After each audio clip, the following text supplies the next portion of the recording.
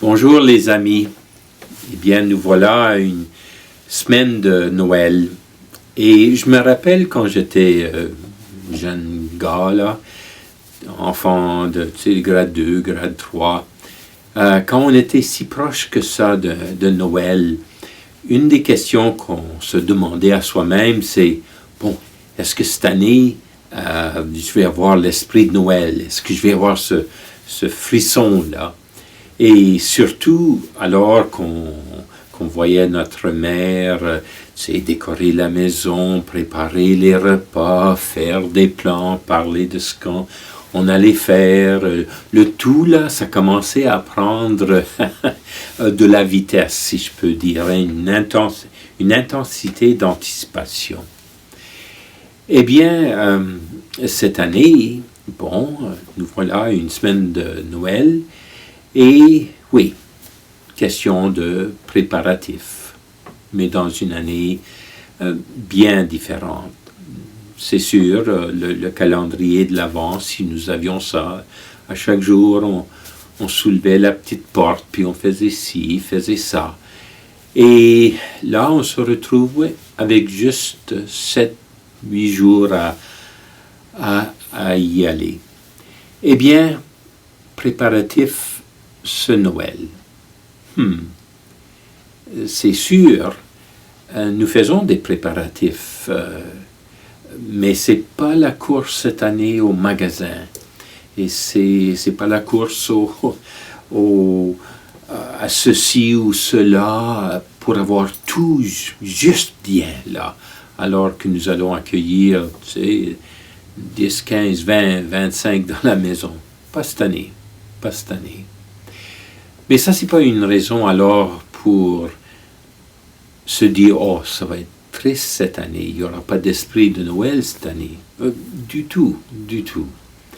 Je pensais à ça. Alors cette année, comment est-ce qu'on se prépare pour Noël dans ces derniers jours-là? Eh bien, bien sûr, décoration de la maison, mais on peut prendre cette année alors un peu plus de temps peut-être devant la crèche, de regarder les différentes figurines, les différentes personnes et s'imaginer ce grand mystère de Dieu qui vient parmi nous, être un de nous pour nous révéler la plénitude de l'amour de Dieu qui se fait si proche de nous. Eh bien, de vraiment prendre le temps de méditer sur la crèche. Bien sûr, on va faire des préparatifs pour le repas de Noël. Quelqu'un me disait aujourd'hui que, oui, alors puisque Noël va être si différent, eh bien, faisons-le différent. Alors, au lieu de la dinde et avoir des restants pour des semaines.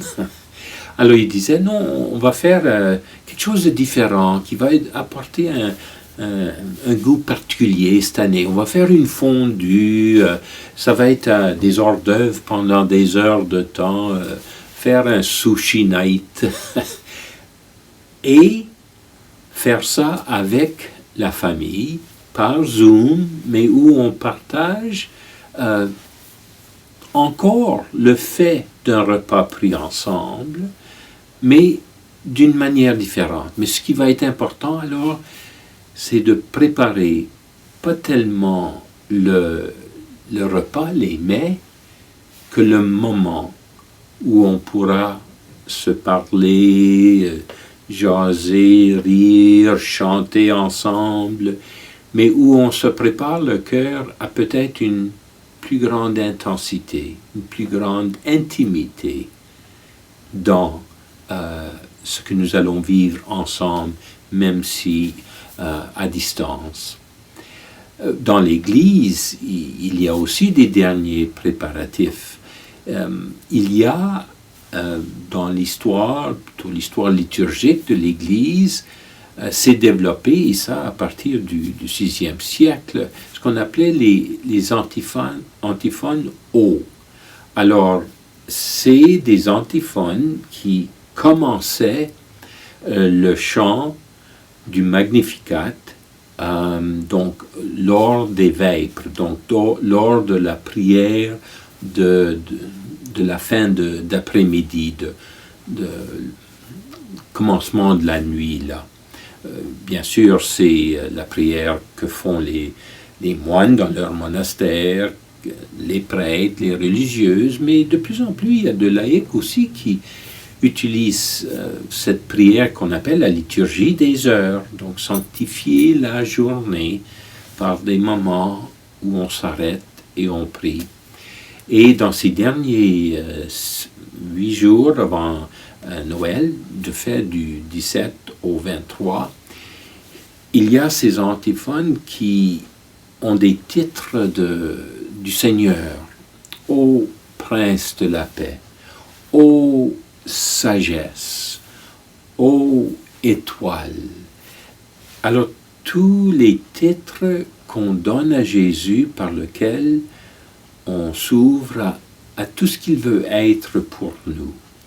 Et toujours avec viens, viens, viens. Alors, de fait, sur le site web du diocèse, il y a mis à chaque jour le titre de ce jour-là pour le Christ et une réflexion spirituelle. Eh bien, de peut-être prendre le temps cette année pour goûter et vivre ces antiphones-là, de laisser ce qui remonte dans le cœur en termes d'attitude lorsqu'on dit ce titre. À un point, on va dire aux racines de Jessé, et on se rappelle alors de cette longue histoire de fidélité de Dieu envers son peuple qui continue, et qui continue dans la présence du Fils parmi nous, un de nous. Alors, il y a toutes sortes de manières de se préparer pour ce Noël, de sorte qu'il soit encore rempli de joie et de paix. Alors je vous invite chez vous, dans votre maison, avec les gens de la maison, de penser à comment vous pouvez cette année, pas nécessairement produire le frisson de Noël, mais plutôt être rempli encore de la joie du Seigneur parmi nous. Alors je vous souhaite une belle dernière semaine de préparation à la fête de Noël. Merci.